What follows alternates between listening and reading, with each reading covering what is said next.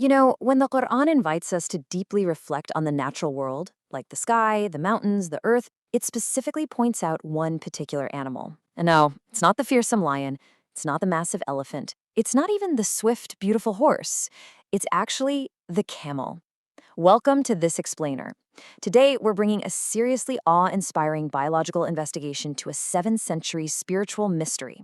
We're going to look through the lenses of ancient texts, classical Islamic scholarship, and modern science to uncover the absolute mind-blowing secrets of this creature. So let's just dive right in. Out of all the magnificent animals out there in the world, why did ancient texts single out the seemingly mundane camel? While for the Arabs in the 7th century, the camel was, it was literally everywhere. It was the absolute backbone of daily life. They traveled on it, they drank its milk, they transported their entire livelihoods with it. But you know how human nature is, right? We often just completely overlook the wonders hiding right inside the things we see every single day. We kind of take the familiar for granted.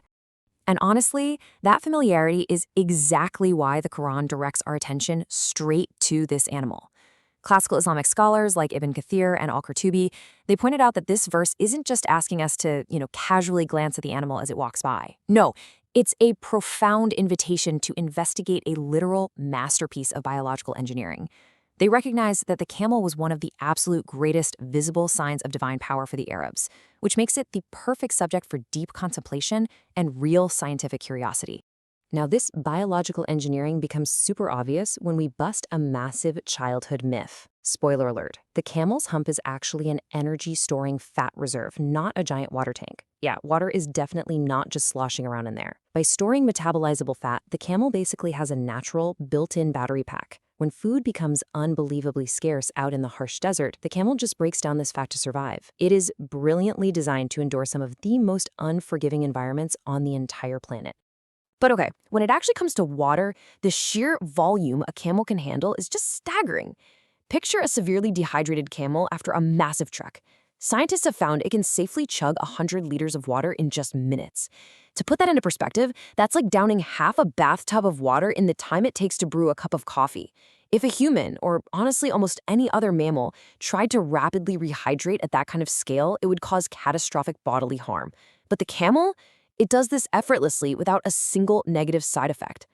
This insane rapid drinking ability is backed up by what I can only describe as an internal biological fortress of water conservation. Think about going 3 days without water. Most humans would be in severe medical distress, right? But a camel can survive for days, even weeks, without a single drop.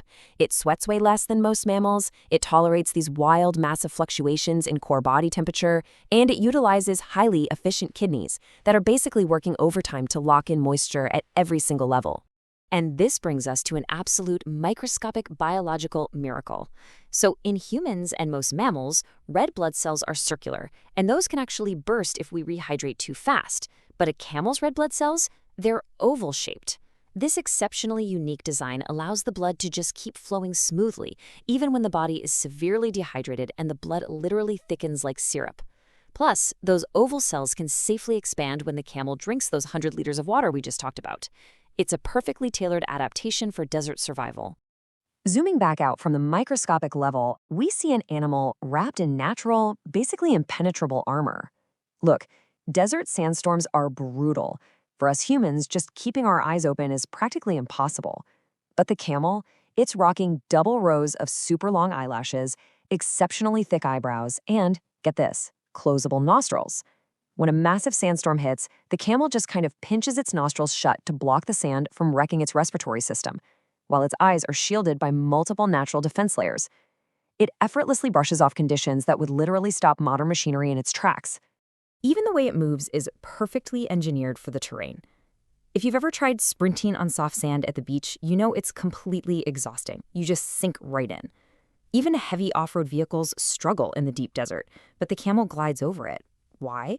Well, it utilizes these incredibly broad, soft feet that perfectly distributes its weight across a much larger surface area. It's kind of like wearing snowshoes, but for sand. It's so incredibly effective that these biological foot designs have actually gone on to inspire modern desert vehicle engineering.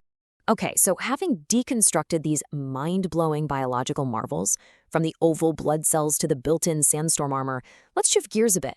Let's explore how this creature perfectly intersects with the spiritual and historical narratives of the Hadith and the Quran. See, the camel wasn't just some beast of burden. It played a deeply important, really multifaceted role during the lifetime of Prophet Muhammad, peace be upon him, serving as a focal point for medicine, compassion, and even divine miracles. For instance, we see the camel actively utilized in prophetic medicine.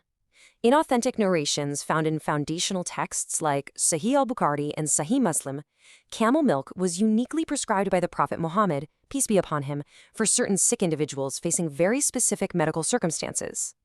Now, while the text makes sure to note this was a particular case and shouldn't just be blindly interpreted as a magical cure-all for every illness, it really highlights the tangible, highly recognized biological benefits that this animal provided to the early Muslim community. And it goes beyond just utility. Islam demands incredibly strict animal welfare, and the camel is right at the center of this lesson. There's this really touching historical narration that describes a distressed, literally tearful camel approaching the Prophet. Upon finding out who owned it, the Prophet delivered a serious, powerful reprimand. "Do you not fear Allah regarding this animal?" He comforted the creature and demanded much better treatment from the owner. It so beautifully demonstrates the strict emphasis on mercy and compassion toward absolutely all of creation. Beyond everyday compassion, the camel also stands at the very center of some massive historical miracles in the Quran.